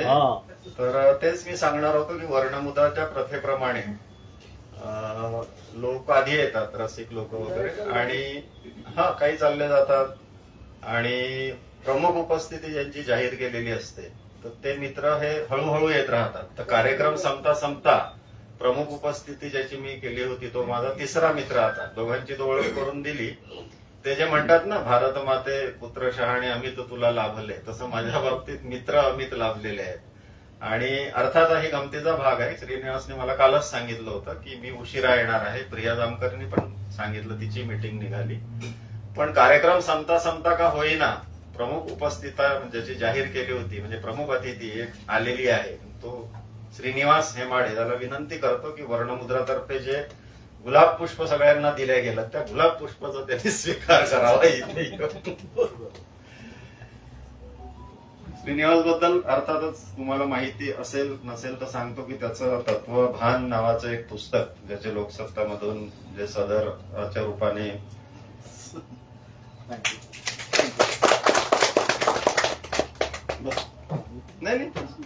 नाही झालं बस. तर ते पुस्तक मी काढलेलं आहे आणि आताही तो संगमनेरला तत्वज्ञानाचा प्राध्यापक होता आणि आता भरपूर काम त्याचं सुरू. 2 दिवस आम्ही भेटत होतो, कालही आम्ही भेटलो, दिवसभर सोबत होतो लवेकर मी आणि ते. तर त्याचं आपल्या कोणतं सुरू आहे सध्या आपल्या यांचं ओर्टेगा म्हणून. तूच थोडस बोल, कारण आता वेळेच्या आत आपला कार्यक्रम संपलाय, पण त्याविषयी थोडं आता आले या सगळ्यांना सांग, त्या नव्या पुस्तकाविषयी काय काम सुरू आहे त्याचं. मग आपण हा संपवू कार्यक्रम आणि इथून उठून मग बाजूला जे त्या शाकम म्हणून आहे तिथे आपल्याला जाऊन जेवण करायचं आहे. काही कारणांनी, काही हॉस्पिटलच्या याच्यामुळे त्यांनी आधी कालच सांगितलं होतं, उशीर झाला होता. पण मला आनंद आहे की नेहमीच्या प्रथेनुसार वर्णमुद्राच्या तो वेळेच्या आत, म्हणजे काही जण आता वेळ झाल्यावर येणार आहे ते ठीक आहे, पण तो पोहोचू शकला इथे आणि गुलाब पुष्पाचा स्वीकार करू शकला. तर ते बाकी खूप काम आहे त्यांनी केलेलं, ज्याची पुस्तकं निघणार आहेत आता. पण आता एक महत्वाचं जे काम सुरू आहे त्याविषयी त्यांनी थोडं सांगावं आणि मग आपण कार्यक्रम संपू 5-1 मिनिट. नाही, ते ओर्टेगाविषयी मी बोलेन नंतर कधीतरी. पण मला आता येतानाही मी कुरुलकरांची कथा ऐकत होतो आणि ती खूप पूर्वी एकदा मी वाचली होती. आणि म्हणजे मी रोज सकाळी काय करतो, एक नवीन पुस्तक किंवा नवीन कथा वाचतो, किंवा काहीतरी वाचायचं असेल तर ते नवीन असलं पाहिजे असं म्हणून त्या दिवशी तो अंक समोर आला आणि म्हणलं अरे कुरुलकरांचं आपण काहीच वाचलं नाही, ते हे वाचूया. तीच कथा वाचली, युगवाणीचा अंक. युगवाणीचा अंक, आणि नेमकी ती त्यांनी आता वाचन केली. तर तेव्हाही मला जे प्रश्न पडले होते ते आजही आहेत. साधारणतः आपण जी संवेदनशील माणसं असतात ती एक प्रश्न विचारतात स्वतःला आणि इतरांना सुद्धा, की माणूस आणि प्राणी याच्यात फरक काय आहे. हा एक जुना प्रश्न आहे खरं म्हणजे, तो काही नवीन नाहीये. पण तो प्रश्न नव्यानं वेगळ्या पद्धतीनं असा विचारावा लागतो आता ही कथा वाचल्यानंतर, किंवा जेव्हा मी पहिल्यांदा 498 का काहीतरी तो पीसी होता पहिला, 486 हा 486 486 असा काहीतरी तो. तेव्हा जेव्हा माझ्या पहिल्यांदा घरी आला तेव्हा तो त्या कॉम्प्युटरवरून तो बसवला आणि तो निघून गेला. मी वाहिला होतो रेगनच्या शिबिरामध्ये. मध्यरात्री मी तिथून आलो, 2:30-3 वाजता घरी आलो आणि तो कॉम्प्युटर बघितला. मी त्याला दम दिला होता की मी तो पण कॉम्प्युटर माझ्या घरी इन्स्टॉल झाला पाहिजे. तर तो इन्स्टॉल करून गेला आणि तो जेव्हा मी आलो आणि मला खूपच आनंद झाला, अरे वा आपल्या घरात नवीन काहीतरी आलेलं आहे. मग मी तो सुरू करायचा प्रयत्न केला आणि एक जनरल अंडरस्टँडिंग नुसार आधी बटन चालू आहे का बघितलं, ते स्विच मध्ये घातलेलं आहे का, हा ते चालू आहे. पण ते सुरू कसं करायचं हे काही मला कळेना. मग मी ते सगळं शोधलं. मग कुठेतरी मला काहीतरी दाबावं असं दिसलं, मग ते मी दाबलं. मग तो सुरू झाला. मग मला भयंकर आनंद झाला, अरे काय म्हणजे मजाच आहे. मग ते हळूहळू, तुम्हाला सगळ्यांना कल्पना आहे, कुरुलकरांनाही कल्पना आहे, ते हळूहळू हळूहळू ते उमटलं काय विंडोज 7 वगैरे असं काहीतरी. आणि त्याच्यापासून आता मग नंतर एक P111 म्हणायचे लोक त्याला, P3 होता तो, पेंटियम होता तो. मग तिथून ती उत्क्रांत होत गेली आणि आता कम्प्युटरमध्ये इतकी उत्क्रांती झालेली आहे की ती कुरुलकरांच्या कथेत दिसले. त्यामुळे आता प्रश्न असा विचारावा लागतो, माणूस आणि प्राणी याच्यात फरक काय आहे. हा प्रश्न जुना झाला. माणूस आणि यंत्र याच्यात फरक काय आहे हा प्रश्न विचारावा लागतो. आणि पुढे जाऊन यंत्र मानवासारखं वागेल का आणि माणूस यंत्रासारखं वागेल का असे प्रश्न विचारावे लागतील. माणूस यंत्रासारखं वागेल का, तर आपण म्हणतो आता यंत्रच झालंय माणूस. जे काय पलाट दादा गाडी आली गाडी गेली, ते सगळे जे ना ते माणसाचं यंत्रकरण झालेलं आहे, तो यंत्रच बनलेला आहे. आणि तुम्हाला माहितीये अलिओपॅथी जी आहे ती माणसाला एक हाडा मांसांची सुव्यवस्थित रचलेली पेटी समजतात. ते धडाधडा उघडतात, कापतात, इकडचं अवयव काढतात, तिकडे बसवतात, तिकडचं काढतात. माझं ऑपरेशन जेव्हा झालं बायपासचं तेव्हा ते फार इंटरेस्टिंग गोष्ट आहे. ती मी मनोहरला एकदा सांगितली होती, ती लिहायची मला ते फार छान होतं. म्हणजे मी मेलोच होतो ना, आपण पूर्ण अॅनेस्थेशिया दिले की आपण मेलेलोच असतो. पण तो जिवंत होण्याचा एक प्रकार असतो तो त्याच्यामधून बाहेर येणं. ती यंत्र समजतात माणसाला. आणि आपण अदरवाईज सुद्धा यंत्र, मी काही यंत्र आहे का. प्रत्येक बाई प्रश्न विचारते, प्रत्येक महिला प्रश्न विचारते, मला काय 10 हात आहेत का. आणि आहेत की 10 हात देवीला. दशभुजा गणपती पण आहे, दशभुजा देवी पण आहे, अष्टभुजा पण आहे, अनेक भुजा असलेली स्त्री असते आणि ते सगळं पळी बिळी सगळं घेऊन ते सगळी स्वयंपाक घरातली यंत्र घेऊन तिचं चित्रही असतं. पण मग यंत्र माणूस आहे का? आता हे जे डायलॉग आहेत त्या झाडाचे आणि त्याचे, ते हा प्रश्न उपस्थित करतात खरं म्हणजे, की मी यंत्र नाहीये, मला मरायचंय. मरणं हे माणसाची देणगी आहे आणि माणूस मरतोय फार चांगली गोष्ट आहे. तर जर मेलाच नाही तर सगळे असे 2000 वर्षाचा एक खोकडा आहे, 3000 वर्षाचा एक खोकडा आहे, 450 कोड आहेत आजोबा, हे घरातलं कोड आहे, ते आमचे काय काय आठवत नाही, पण आहे 450 वर्ष झालेत असं तरुण माणसाला म्हणावं लागेल. आणि माणूस मेल्यानं जागा रिकामी होते, सगळं स्वच्छ होतं, नवीन माणसाला जागा तयार होते. हे फार इंटरेस्टिंग आहे. नाही यंत्राचा आता पहा, यंत्रांचा कचरा इतका भयंकर झालेला आहे. ते हातगाडीवर लॅपटॉप काय, ते सगळे P3 चे पीसीस काय, किंवा आताही घरामध्ये भरपूर वायरी बिरी जमा झालेल्या असतात. करायचं काय त्याचं? हे जुने मोबाईल टाकवत पण नाही, वापरताही येत नाहीत. माझ्या घरात 6 मोबाईल पडून आहेत. काय करायचं त्यांचं? टाकायला जातो म्हणतो नाही नाही, हे जरा राहू दे, आपली स्मृती आहे असं म्हणून आपण ते ठेवतो. तेव्हा हे प्रश्न आता आपल्याला नव्यानं उपस्थित केले पाहिजेत की माणूस आणि यंत्र याच्यामध्ये फरक काय आहे. यंत्र जर माणसाला, तुम्ही सगळ्यांना आठवत असेल, मॅन्ड्रेक्सच्या कथा होत्या पहा आपल्याला, वेताळ आणि मॅन्ड्रेक्सच्या कथा. त्याच्यामध्ये एक कथा अशी होती की ते यंत्र स्वतःची निर्मिती करतायत आणि माणसांना सगळं दुय्यम, म्हणजे ते सगळं असं लटकवलंय त्यांनी सगळीकडे, छोटी छोटी बाळं. आणि आता तुम्हाला अनेक सायफाय सिनेमांमध्ये ते दिसतात की हजारो, ही रांग आहे अनंत अशी बाळांची. ती मानवी बाळं आहेत की कृत्रिम बाळं आहेत काहीच कळत नाहीये. हे प्रश्न आहेत आणि कुठल्याही संवेदनशील माणसाला जी जबाबदारी असते ती त्यांना हा फरक लक्षात ठेवला पाहिजे. एक फरक कुरुलकरांनी कथेमध्ये दाखवलाय की यंत्राला मरण नाही, पण तसं माणसाला मरण आहे. आणि मृत्यू म्हणजे काय हा तात्विक प्रश्न आहे आणि हा सगळ्याच तत्ववेत्यांनी, विचारवंतांनी, कवींनी तो विचारलेला आहे. माणूस मरतो म्हणजे काय होतं? आता मरून आलेला माणूस म्हणून जीएनी कथा लिहिली ती ऑर्फियसची, किंवा ऑर्फियसची कथा आहे ती, त्याला अतिशय उत्तम दर्जाचा साज जो आहे, त्याचा आशय घनता जी आहे ती जीएनी वेगळ्या अर्थाने दिलेली आहे. आपणही ती देतो, कठोपनिषद त्यासाठीच आहे. हे सगळे प्रश्न आहेत. आणि सावित्री जी काय चालते अनेक पावलं यमाबरोबर, तो यमाचा संवाद आहे, तो सुद्धा हा मृत्यूचाच प्रश्न आहे.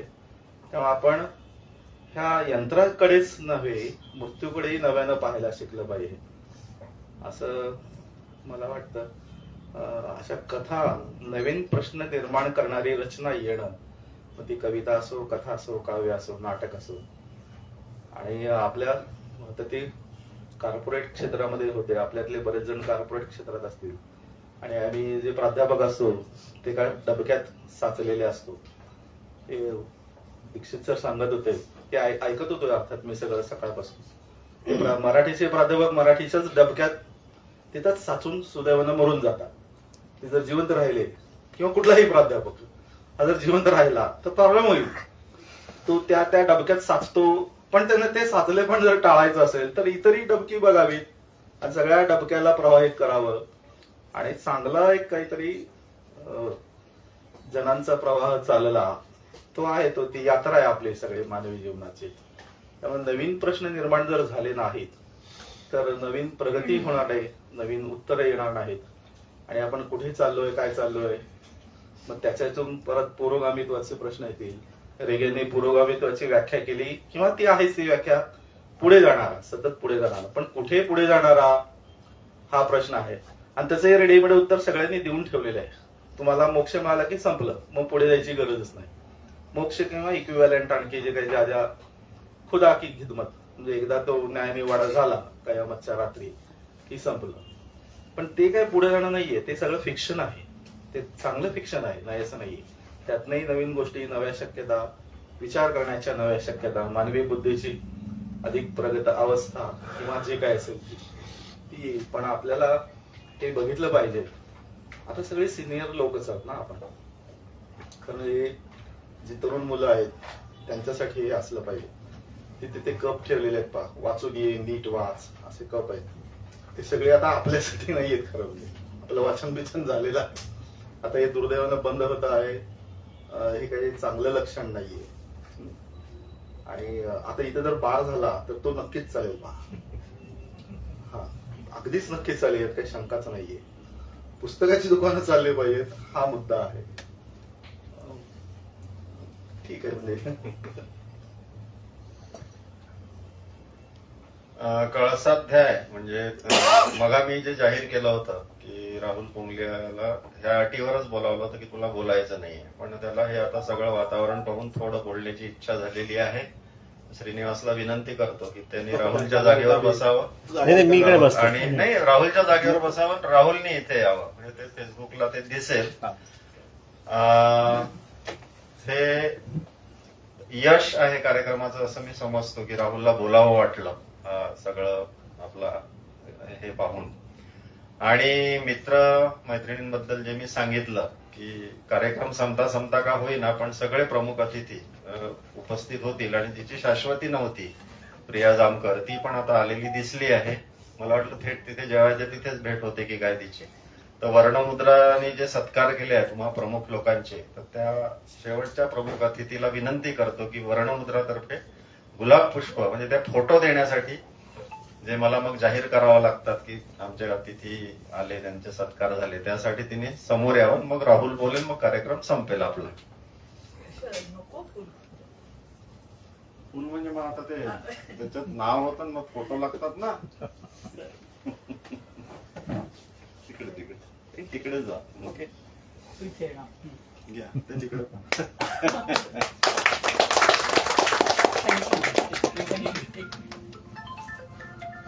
काय असं मी याला देताना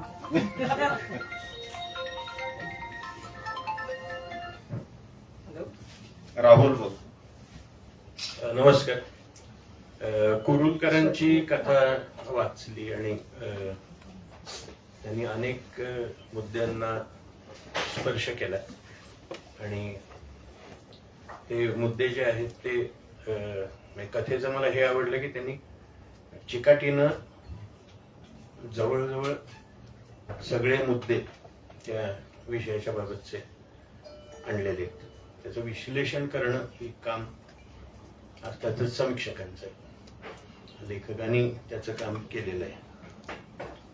आता हे जे आहे की नवीन नवीन तंत्रज्ञान हे उत्पादन प्रक्रियेमध्ये येत राहणार आणि त्याची किंमत, मानवी किंमत मोजावी लागणार. हे जे वास्तव आहे हे काही AI मुळे तयार झालेलं नाही. AI आपल्या अंगावर येतं कारण आपण पांढरपेशा आहोत आणि आपण ही जी उत्पादन प्रक्रियेमधली चौथी क्रांती झाली म्हणजे संवाद आणि तंत्रज्ञान, तर या क्रांतीचे आपण लाभार्थी आहोत. या क्रांतीमध्ये जे एक मोठी इंजिनियर्सची फौज आवश्यक होती उत्पादनासाठी, तर त्या फौजेचे आपण सभासद आहोत. आणि आता आपण देखील या क्रांतीच्या परिणाम स्वरूपी आपण देखील आता डिस्पेन्सेबल होत आहोत. आपण सुद्धा आता गैरलागू होत आहोत. आपण सुद्धा आता बाहेर फेकले जातो. पण याच्या आधी 3 क्रांत्या उत्पादन प्रक्रियेमध्ये झाल्या होत्या. औद्योगिक क्रांतीचा काळ आणि आधुनिकतेचा काळ हा साधारणपणे एकमेकांच्या थोडीशी कदाचित काही जण जे आयडियलिस्ट आहेत ते म्हणतात की औद्योगिक क्रांतीच्या आधी आधुनिकता आली आणि आधुनिकता हे कारण आहे औद्योगिक क्रांतीचं, पण तसं नाहीये. एकाच वेळी दोन्ही गोष्टी सुरू झाल्या. औद्योगिक क्रांतीमध्येच पहिल्यांदा माणसं बेदखल झाली आणि यंत्रांनी त्यांची जागा घेतली. म्हणजे यंत्र जे वेगवेगळी कौशल्य होते. आता भारतामध्ये तुम्हाला माहिती आहे की रेशीम आणि मलमल तयार करणारे कारागीर हे किंवा विणकर हे बेदखल होत गेले. आणि मग तिथं देखील पश्चिमेमध्ये देखील तसंच झालं की, आणि त्यावेळी देखील त्याला प्रचंड विरोध झाला. म्हणजे इंग्लंडमध्ये लेव्हलर्स आणि लडाईट्स या 2 ज्या चळवळी होत्या, तर त्या चळवळींमध्ये ते फ्रेम्स तोडत होते. यंत्रांच्या फ्रेम्स, चौकटी ज्या होत्या मागांच्या, मशीनच्या मागांच्या, त्या तोडण्याचा एक कार्यक्रम त्यांनी हाती घेतला होता. आणि तर त्यामुळे कारण ते बेरोजगार होत होते कामगार, जे विणकर होते ते. मग नंतर यंत्र आले, ते यंत्र 24 तास काम करतात तेव्हाही होतं. आणि मग त्या 24 तास काम करणाऱ्या यंत्रांना माणसं जुंपली जात होती. आणि त्या काळामध्ये दिवस हा 18 तासाचा असायचा, कामाचा दिवस. त्या काळामध्ये कामगार यंत्रांमुळे कामं सुरू झाल्यामुळे बायका वर्कफोर्स मध्ये आल्या, की ज्या पूर्वी घरी होत्या. कारण यंत्र हे अवजड काम करत असल्यामुळे बायका थोडंफार जे कौशल्य यंत्र चालवण्यासाठी जे होतं, अशा बायका कडनं देखील इतकी कामं करून घेतली जायची की त्या कारखान्यामध्ये बाळंत व्हायच्या. म्हणजे त्यांच्या बाळंतपणाच्या दिवसापर्यंत त्यांच्याकडनं कामं करून घेतली जायची. तर त्यामुळे ही जी प्रक्रिया सांगितली, आता काय होतंय की हा जो एक नवीन वर्ग आहे की तो मॉडेल्सचा असेल, किंवा परवाच तुम्ही बातमी ऐकली असेल की TCSनी 12,000 साधारण नवशिके नाहीत. हे इंटरेस्टिंग आहे. तर साधारण सेकंड लेव्हलच्या मॅनेजर्सना हाकलून दिलं, कारण अजून देखील नवशिके काम इंजिनियर्सना काम आहे. कारण जे फीड करावं लागतं तुम्हाला यंत्रांमध्ये, ते नवशिके व्यवस्थित करू शकतात. परंतु आता AI तिथे काम करत असल्यामुळे तिथं आता या सिनियर लेव्हलच्या मॅनेजर्सची आता गरज नाहीये, इंजिनियर्सची गरज नाहीये. त्यामुळे त्यांना आता हाकलून देणे, ती प्रक्रिया तर सगळीकडे सुरू होणार आहे. आता हे जरी असलं तरी देखील कुठल्याही यंत्राचं जी लिमिट सिच्युएशन आहे, लिमिट सिच्युएशन नावाचं एक कन्सेप्ट असते की आधी ह्याचं हे आहे, हे सगळं मर्यादित असा विकास चालू आहे, पण कुठेतरी याला एका चौकटीमध्ये चालू असतात. ती लिमिट सिच्युएशन शेवटी माणूसच आहे. म्हणजे माणसानी जर त्या तंत्रज्ञान तो वापरू शकला नाही, ते कन्झ्युम करू शकला नाही, तर रिसेशन येईल आणि ती यंत्र तयार होणं बंद होईल. माणसांनी जर यंत्रामध्ये नव्या नव्या नव्या सुधारणा केल्या नाहीत, तर ती यंत्र बंद होतील. त्यामुळे शेवटी ultimate final limit of all machines is human. हा एक महत्वाचा भाग आहे. म्हणजे थिअरॉटिकली आपल्याला कायमच आशा आहे. आणि दुसरी गोष्ट अशी की यंत्रामध्ये व्यक्ती अमर ऑब्व्हियसली नसतात, कारण यंत्र देखील first generation, second generation, third generation असं अव्याहत होतच राहतं.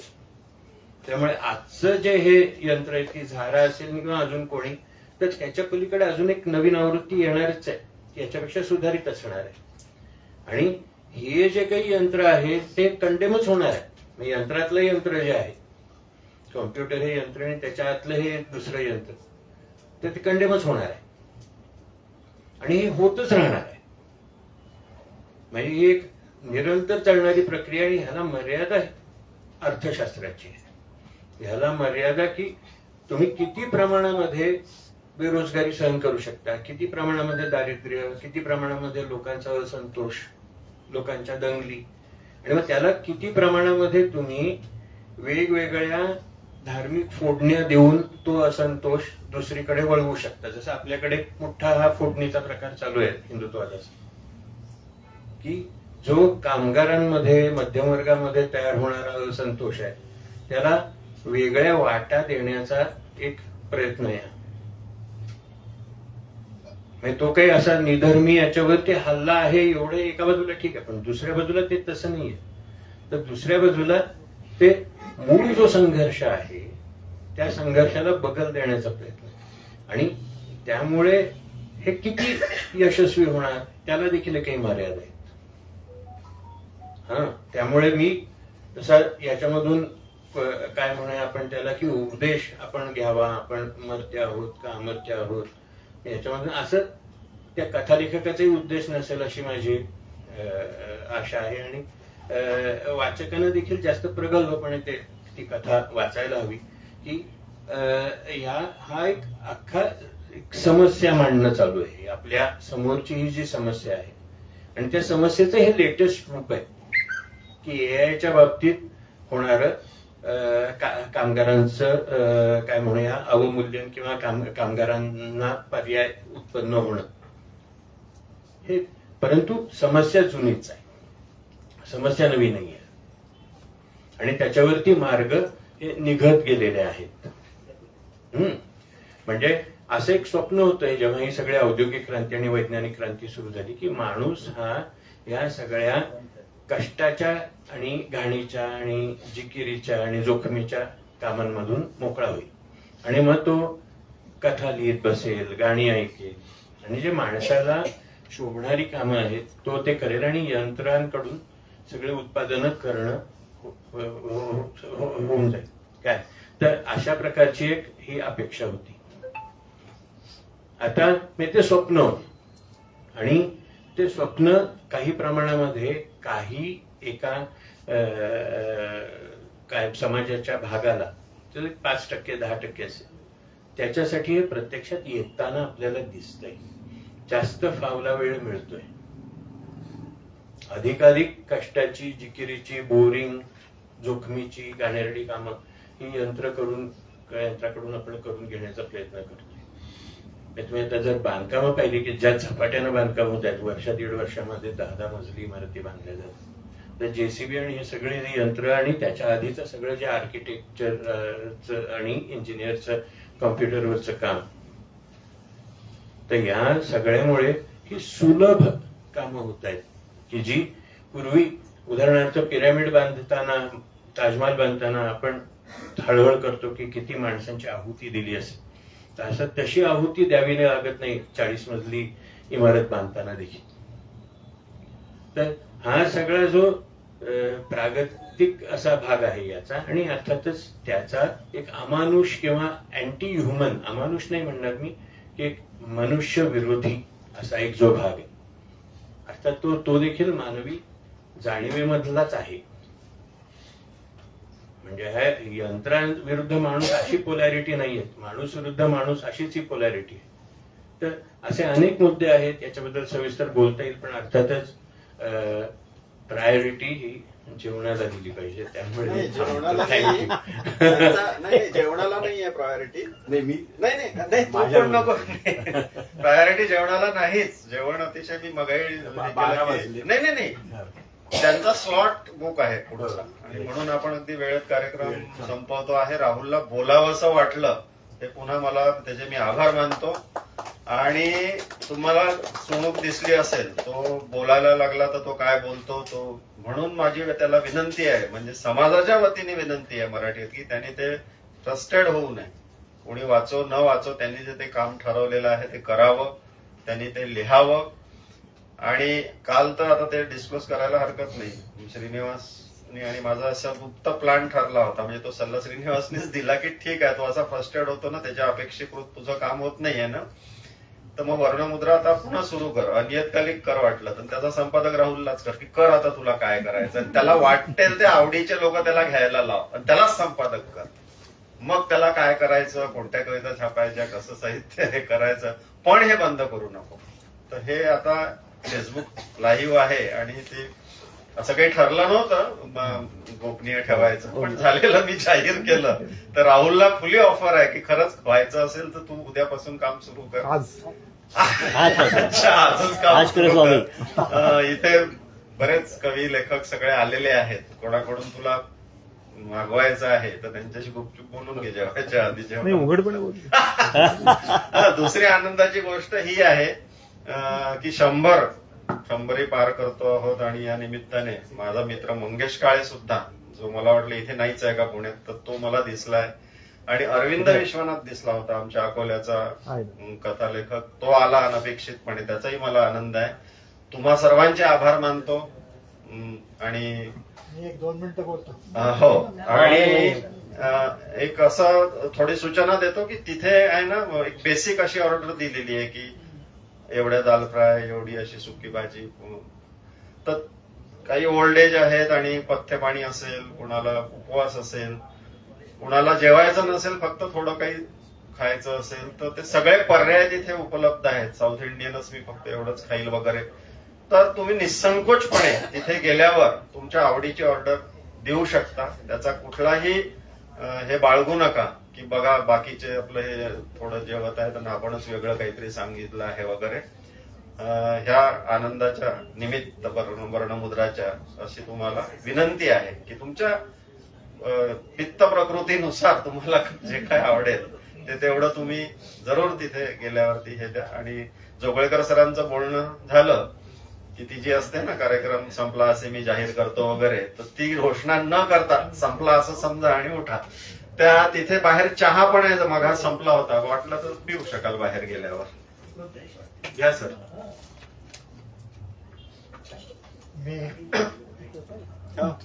जवळ धरा. मी मधल्या खुर्चीत बसलेलो आहे आणि अजिबातच तोंड उघडलं नाही असं व्हायला नको. पण मी खरोखरच दोन मिनिट एक म्हणजे जीवीचं जिवलक हे माझं 13वं आणि वर्णमुद्राचं 99 पुस्तक.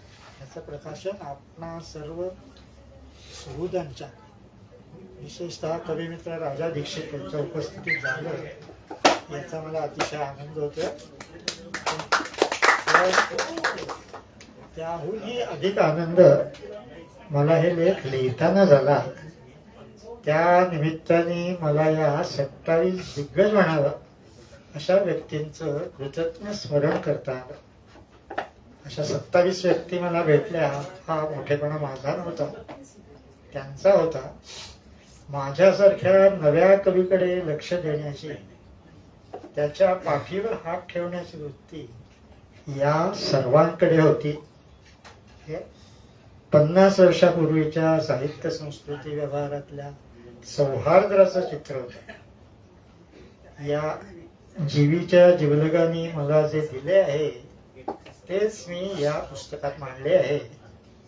ते घेता घेता विंदा करंदीकरांच्या कवितेतल्या घेणाऱ्याप्रमाणे मला त्या देणाऱ्याचे हात घेता यावे एवढीच प्रार्थना.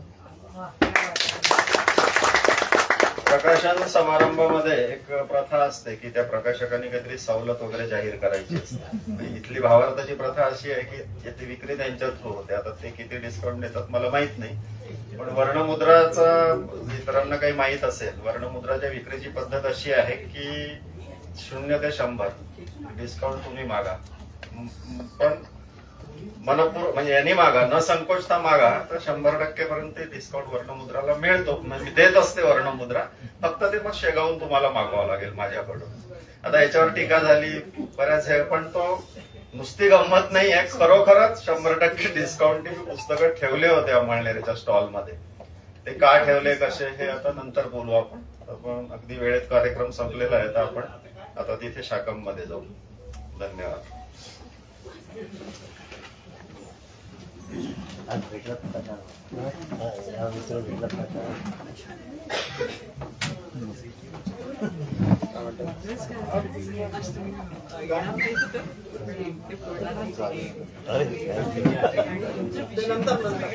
आज भेटायला पैशानंतर पैशाचं नंतर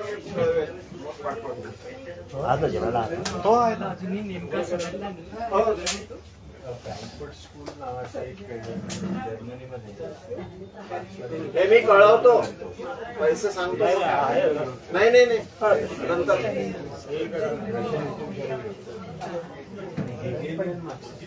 पेन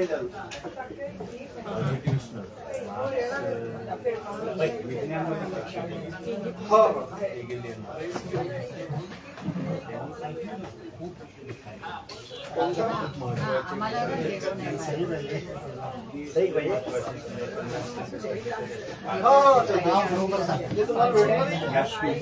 बरोबर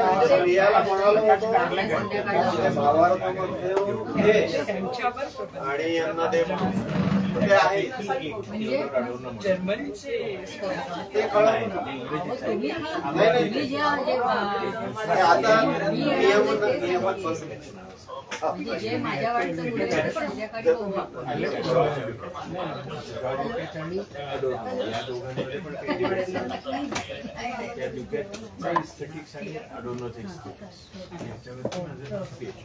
तुमची एका बॅग ते सगळं आवडतंय आता. हो का बरोबर श्रीनिवास मला तुम्हाला आणि ते वरचं चार्जरही दिलं